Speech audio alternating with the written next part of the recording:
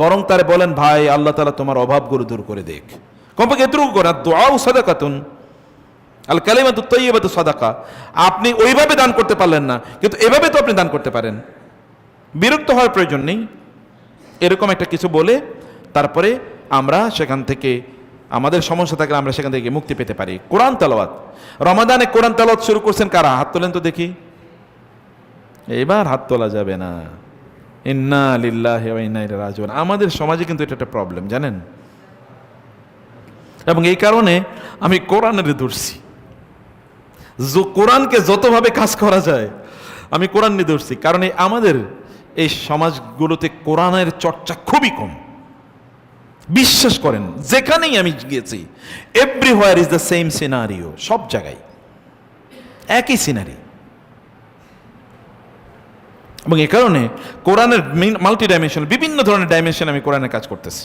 ইনশাআল্লাহ দোয়া করবেন আল্লাহ তাআলা যেন আপনাদের জন্য পুরো কোরআনকে বিভিন্নভাবে উপস্থাপনের অনেকগুলো মেকানিজম, অনেকগুলো প্রোগ্রাম, অনেকগুলো কোর্স, অনেকগুলো প্ল্যান আমি তৈরি করছি। এগুলো কাজ করা শুরু করে দিয়েছি যেন এগুলো আপনারা ফ্রি অ্যাভেলেবল পান। যেমন ইউটিউবে কিন্তু আমাদের প্রচুর পরিমাণ কোরআনের উপর লেকচার আছে, শোনেন না। ইউটিউবে এমনি কোরআনের উপর প্রচুর পরিমাণ ক্লাস আছে, এগুলো শুনেন। কোরআন ছাড়া কোনো উপায় নাই। মনে করবেন কিয়ামতের দিন রাসূল সাল্লাল্লাহু আলাইহি ওয়াসাল্লাম অভিযোগ দেবে, ইয়া রাব্বি ইন্না কওমি ইত্তাখাযু হাযাল কুরআনা মাহজুরা। আল্লাহ, এই জাতি এরা কোরআন ছেড়ে দিয়েছিল, আমি তাদের পক্ষে নাই, আমি তাদের পক্ষে নাই। এরা কোরআন পরিত্যাগ করেছে, কোরআন এরা পড়ে নাই, ধরে নাই, বুঝে নাই। রাসূলুল্লাহ সাল্লাল্লাহু আলাইহি ওয়াসাল্লাম প্রতি রমাদানে জিবরিল আলাইহিস সালামের সাথে কোরআন চর্চা করতেন না? তাহলে আমরা কিসের সহিহ আকীদার লোক হইলাম? বাঁচতে হলে কোরআনের কাছে আসতে হবে। আচ্ছা, আপনি কোরআন তেলাওয়াত করতে পারেন না, কোরআন শুনতে আপনার সমস্যাটা কি? শোনার কোনো সমস্যা আছে? কানে কোনো প্রবলেম আছে? আজকে থেকে ওয়াদা করবেন, কোরআন তেলাওয়াত না করতে পারলেও প্রতিদিন এক পারা করে কোরআন তেলাওয়াত শুনবেন। ওয়াদা করা যাবে? সবাই বলে নাই। আমি কি বলেছি? প্রতিদিন এক পারা করে তেলাওয়াত শুনবেন। কি বলেছি বলেন তো? প্রতিদিন এক পারা করে তেলাওয়াত শুনবেন। সুন্দর সুন্দর তেলাওয়াত পাওয়া যায়। ইউটিউবে লিখবেন সবচেয়ে সুন্দর কোরআন তেলাওয়াত, এরপরে দেখেন আসে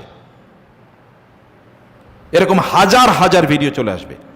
আপনি লিখবেন সৌদি আরবের অথবা লিখবেন মক্কার বাইতুল্লাহর ইমামের পুরো কোরআন তেলাওয়াত, এটা লেখেন, এরপরে দেখেন। যদি নাও লেখেন প্রয়োজনে ওইখানে ভয়েস দেন, দেখেন চলে আসবে। অতএব আজকে থেকে আমরা এক পারা করে শুনবো। কি করবো বলেন তো? এক পারা করে শুনবো। এক পারা করে শুনতে আপনার আধা ঘন্টা লাগবে সর্বোচ্চ, কিন্তু শুনবেন। তাহলে কোরআনের ভালোবাসা অন্তরে তৈরি হবে। প্রিয় ভাইরা, কোরআনের একটা বর্ণ আলিফ বলার সাথে সাথে আপনার আমল নামায় 10টা নেকি ঢুকে যাবে। আলিফ লাম মিম, আপনার আমল নামায় 30টা নেকি ঢুকে যাবে। বিসমিল্লাহির রহমানির রহিম, আপনার আমল নামায় 190টা নেকি ঢুকে যাবে। কত সিম্পল কাজ, একটা আমল। জানেন, আপনি আজকে হয়তো মনে করছেন একটা সওয়াব, একটা, এটা কি আর? কিয়ামতের দিন গিয়ে দেখবেন ওই একটা সওয়াবের কারণে আপনি আটকে গেছেন, অথবা ওই একটা সওয়াবের কারণে আল্লাহ বলেন যাও তোমার আমি মাফ করে দিলাম, জান্নাতে তোমাকে স্থান দিয়ে দিলাম। এগুলোকে ছোট করার, ছোট মনে করার কোনো কারণ নাই। কোনোভাবে এগুলোকে ছোট মনে করবেন না। এগেইন, কোরআন তেলাওয়াতের ব্যাপারে রাসূলুল্লাহ সাল্লাল্লাহু আলাইহি ওয়াসাল্লাম বলেছেন, আপনি পারেন না পুরো কোরআন আপনি খতম করতে পারেন না, কুল হুয়াল্লাহু কি পারেন না আপনারা? আচ্ছা, কুল হুয়াল্লাহ যারা পারেন না, এরকম কেউ আছেন নাকি? কুল হুয়াল্লাহু আহাদ প্রতিদিন কেউ যদি 3 বার কুল হুয়াল্লাহ পড়ে, তাইলে পুরো কোরআন খতমের সওয়াব পেয়ে যাবে না? কোরআনে রাসূল সাল্লাল্লাহু আলাইহি ওয়াসাল্লাম বলেছেন কুল হুয়াল্লাহ কিসের? তাআদিলু সুলুসাল কোরআন, কোরআনের 1/3। 3 বার কুল হুয়াল্লাহ পড়লে তো পুরো কোরআন পড়ার সওয়াব পেয়ে যায়। কমপক্ষে এটা করবেন, কমপক্ষে এটা করবেন। আপনারা জানেন ওই হাদিসে রাসূলুল্লাহ সাল্লাল্লাহু আলাইহি ওয়াসাল্লামের একজন সাহাবী প্রত্যেক নামাজে কুল হুয়াল্লাহ পড়ছে। রাসূলুল্লাহ সাল্লাল্লাহু আলাইহি ওয়াসাল্লাম তাকে জিজ্ঞেস করলেন, তুমি এটা কেন করছো? বলে, আমি এই সূরাটিকে খুব ভালোবাসি, কারণ এখানে আল্লাহর কথা বলা আছে। রাসূলুল্লাহ সাল্লাল্লাহু আলাইহি ওয়াসাল্লাম বললেন, কোরআনের এই সূরার প্রতি তোমার যে ভালোবাসা, এই ভালোবাসার কারণে আল্লাহ তাআলা তোমাকে জান্নাত দিয়ে দেবেন। শুধু সূরাতুল ইখলাস, কুল হুয়াল্লাহু আহাদ, 3 আয়াতের সবচেয়ে ছোট সূরার একটা। আল্লাহুস সামাদ লাম ইয়ালিদ ওয়া লাম ইউলাদ, 4 আয়াত, 4 আয়াতের একটি সূরা। কিন্তু এটা আপনাদেরকে এতটুকু আপনারা করেন। অন্য একটা সহিহ হাদিসে এসেছে, আপনারা জানেন রাসূলুল্লাহ সাল্লাল্লাহু আলাইহি ওয়াসাল্লাম বলেছেন, কেউ যদি কুল হুয়াল্লাহু আহাদ 10 বার পড়ে, তাহলে আল্লাহ তাআলা জান্নাতে তার জন্য একটা রাজপ্রাসাদ তৈরি করে ফেলেন, বাইতান ফিল জান্নাহ। প্রতিদিন আপনার পক্ষে কি প্রতিদিন একটা করে বিল্ডিং বানানো সম্ভব? পৃথিবীর এমন কোন টেকনোলজি বাইরে হয়েছে যেই টেকনোলজির কারণে প্রতিদিন একটা করে কেউ বিল্ডিং বানাতে পারবে? গোটা পৃথিবীতে এমন টেকনোলজি কোথাও তৈরি হয় নাই। যতই পৃথিবীর অমক তমক দেশ রাষ্ট্র অনেক বিজ্ঞানে প্রযুক্তিতে আগে গেছে, তারপরে কি সম্ভব? নো, সম্ভব না। কিন্তু আপনি প্রতিদিন জান্নাতে একটা রাজপ্রাসাদ বানাতে পারেন যদি প্রতিদিন 10 বার কুল হুয়াল্লাহ পড়েন।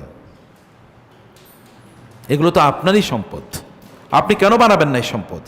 জান্নাতে অট্টালিকা, চলেন বাসায় সবাইকে বলেন, চলো আমরা এখন জান্নাতে একটা অট্টালিকা বানাবো। নিজেরা বলেন, বাচ্চাদেরকে বলেন, স্ত্রীকে বলেন, মা বাবাদের সাথে প্রতিযোগিতা, চলো বাবা আজকে জান্নাতে আমরা একটা রাজপ্রাসাদ বানাই।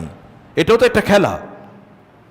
এই খেলাটা ওদের অন্তরে ঢুকিয়ে দেন, এই জান্নাতের ভালোবাসাটা ওদের অন্তরে ঢুকিয়ে দেন। কেউ যদি রাতের বেলা ঘুমানোর আগে সূরা বাকারার শেষের 2 আয়াত পড়ে, আমানার রাসূলু বিমা উনজিলা ইলাইহি মির রাব্বিহি ওয়াল মুমিনুন, ঘুমের আগে, তাইলে ওই গোটা রাতে তার সকল ধরনের ক্ষতি থেকে আল্লাহ তাআলা তাকে রক্ষা করবেন। তার যত ধরনের প্রয়োজন আছে সকল প্রয়োজন আল্লাহ তাআলা তার মিটিয়ে দেবেন। পড়ছে মাত্র কোরআনে 2টা আয়াত। আপনার তখন আর সিকিউরিটি গার্ড, সিকিউরিটি ক্যামেরা এগুলো কোনো কিচ্ছু লাগবে না। আল্লাহ তাআলাই ফেরেশতা লাগিয়ে দেবেন, ওরে সব সমস্যা থেকে রক্ষা করো। তখন আর বাসায় আগুন লাগবে না। রাতের বেলা গোটা রাত আল্লাহ তাআলা পাহারা দেবেন আল্লাহর ফেরেশতা দেখে দিয়ে। প্রিয় ভাইরা, এগুলো আল্লাহর রাসূল বলছে, ওয়ামান আসদাকু মিনাল্লাহি কিলা। রাসূল ইসলাম আল্লাহর চেয়ে সত্যবাদী কে? আর আল্লাহর রাসূলের চেয়ে সত্যবাদী কে? কেউ হতে পারে না। এরপরে ঘুমের আগে আপনি যদি আয়াতুল কুরসি পড়েন, আপনি জানেন আয়াতুল কুরসি জানেন তো আপনারা সবাই? আয়াতুল কুরসি কোনটা? আল্লাহু লা ইলাহা ইল্লা হুয়াল হাইয়ুল কাইয়্যুম।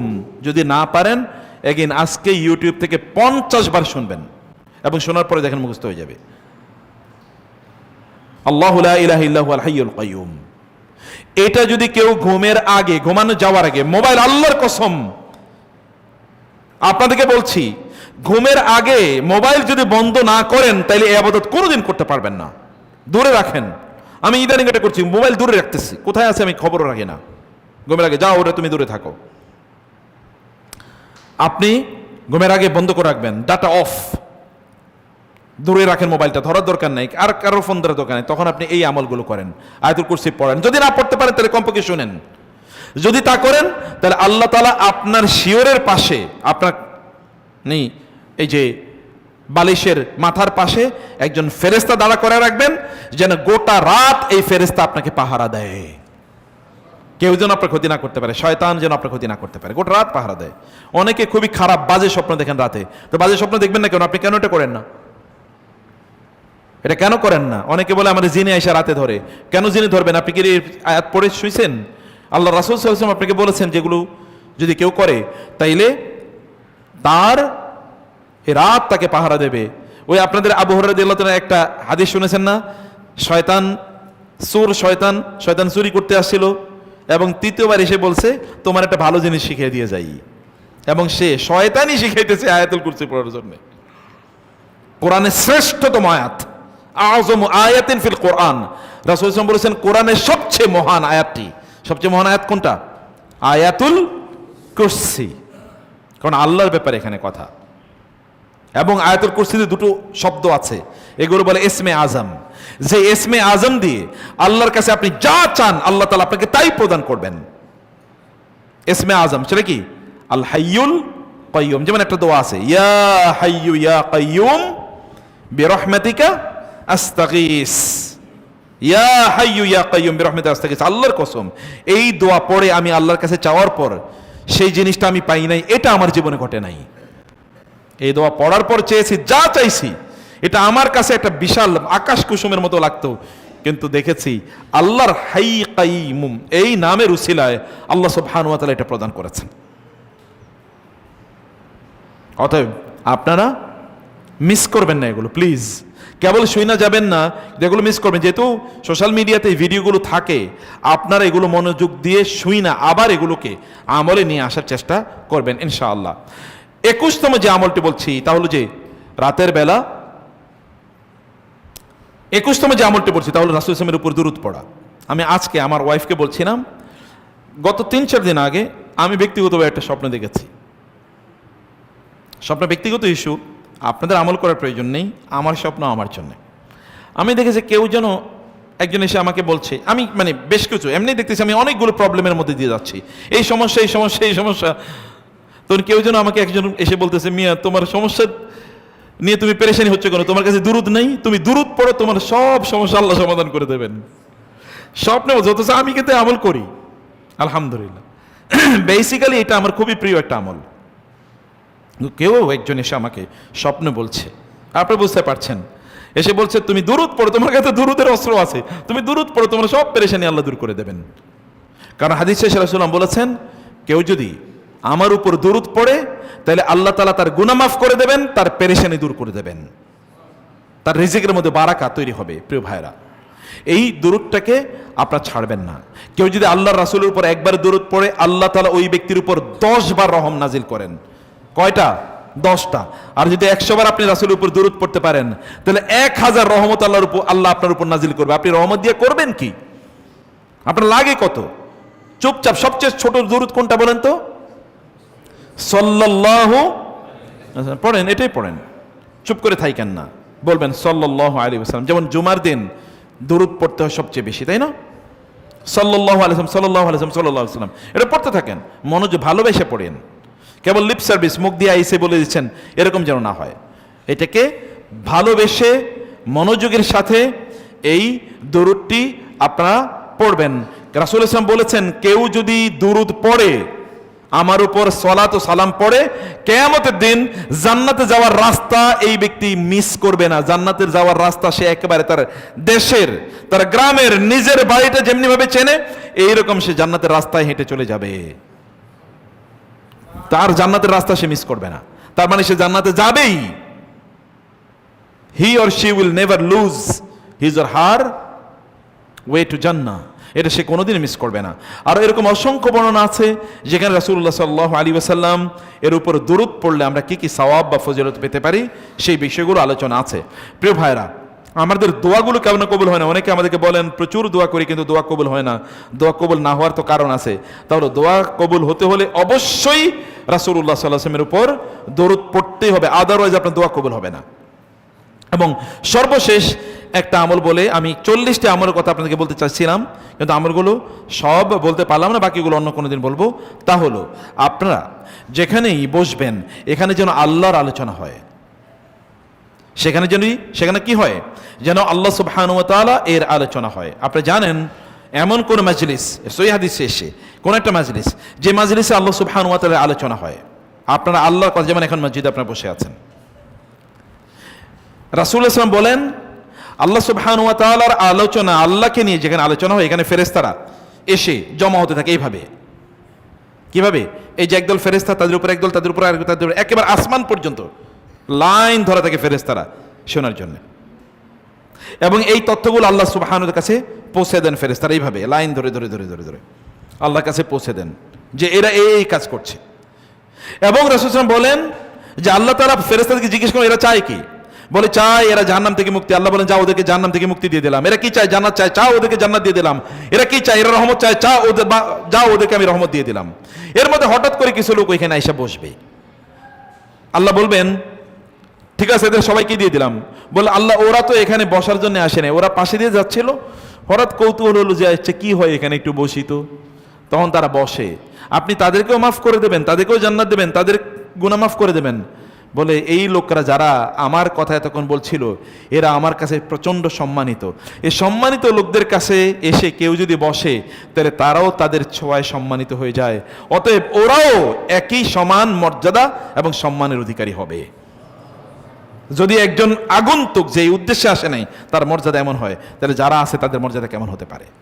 প্রিয় ভাইরা, বোনেরা, এ কারণে আপনারা বাসায় মাঝে মাঝে কি করবেন? মাঝে মাঝে আল্লাহর জিকিরের আসর বসাবেন। আল্লাহ জিকিরের আসর মানে কি জানেন? আল্লাহকে নিয়ে কথা বলা। আল্লাহ জিকির আসল মানে আল্লাহ আল্লাহ ইল্লাল্লাহ ইল্লাল্লাহ এগুলো না, কিন্তু আমরা তো মনে করি এইটা। নো, আল্লাহ জিকির আসল মানে যেমন কোরআন তেলাওয়াত করবেন বৈশা সবাই মেলা, অথবা যেমন ধরেন সবাই মিলে আল্লাহ সুবহানাহু ওয়া তাআলার জান্নাত জাহান্নাম নিয়ে, আল্লাহর যেই গুণবাচক নাম আছে সেগুলো নিয়ে, এগুলো নিয়ে একটু আলোচনা করবেন, ইবাদত নিয়ে আলোচনা করবেন, আল্লাহকে নিয়ে যে কোনো কথা, এটা আল্লাহর আলোচনা। এটা যদি আপনি করেন তাইলে কি হবে, আল্লাহ সুবহানাহু ওয়া তাআলা ফেরেশতাদেরকে ডেকে বলবেন, দেখ আমার এই পরিবারটার দিকে, এই পরিবারটাকে আমি প্রচন্ড ভালোবাসি, কারণ এরা আমাকে নিয়ে স্মরণ করছে, আমি তাদেরকে স্মরণ করলাম। ফাজকুরুনি আযকুরকুম। আমাদের মনের কত ধরনের অস্থিরতা, দেখবেন অনেকেরই মন ভালো না। মন ভালো থাকবে কোত্থেকে? আপনি আল্লাহ জিকির যদি না করেন কোনোদিন মন থাকবে ভালো থাকবে না। মনে রাখবেন, দুনিয়া হলো একটা রোগ। এই কথাটা ভালো করে মনে করেন। সর্বশেষ কথা কি বলছি, দুনিয়াটা কি একটা রোগ। দুনিয়ার ভালোবাসা যদি অন্তরে ঢুইকা যায়, আপনি কোনোদিন পরিতৃপ্ত হবে না, শান্ত হবে না, শান্তি পাবেন না কোনোদিন। এটা একটা অসুখ, এটা একটা রোগ, আপনাকে অসুস্থ করে ফেলে। আর যদি আল্লাহর ভালোবাসা অন্তরে ঢুকে, তাহলে এটা একটা ঔষধ, এটা মেডিসিন। আপনার অন্তরে যত রোগ আছে সব রোগ আল্লাহ দূর করে দেবেন। তাহলে কি করতে হবে? আল্লাহর জিকির করতে হবে। আল্লাহ জিকির কি? সুবহানাল্লাহ, আলহামদুলিল্লাহ, আল্লাহু আকবার, লা ইলাহা ইল্লাল্লাহ, লা হাওলা ওয়ালা কুওয়াতা ইল্লা বিল্লাহ, সাল্লাল্লাহু আলাইহি ওয়াসাল্লাম।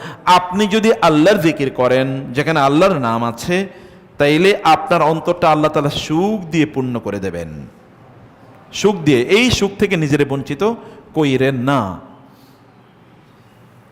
আল্লাহর জিকিরের মাধ্যমে অন্তরে যে সুখ পাওয়া যায়, এই সুখ দুনিয়ায় আপনি কোথাও পাবেন না। অতএব এই সুখ থেকে নিজেকে বঞ্চিত করা মানে হচ্ছে আপনার নিজের উপর আপনি নিজে জুলুম করা। যখনই কোনো টেনশন তৈরি হয়, তখন আল্লাহর কাছে ধর্ণা ধরুন, আল্লাহর কাছে চান, আল্লাহর কাছে বলুন, আল্লাহর কাছে আপনার কষ্টের কথাগুলো তুলে ধরুন, কারণ তিনিই কেবল দূর করতে পারেন। মানুষের কাছে বললে কষ্ট বাড়বে, আল্লাহর কাছে বললে কষ্ট কমবে। বুঝেন না কথা? আপনার কষ্টের কথা মানুষের কাছে বললে কষ্ট বাড়বে, আর আল্লাহর কাছে বললে কমবে। তাহলে কার কাছে বলবেন? আল্লাহর কাছে।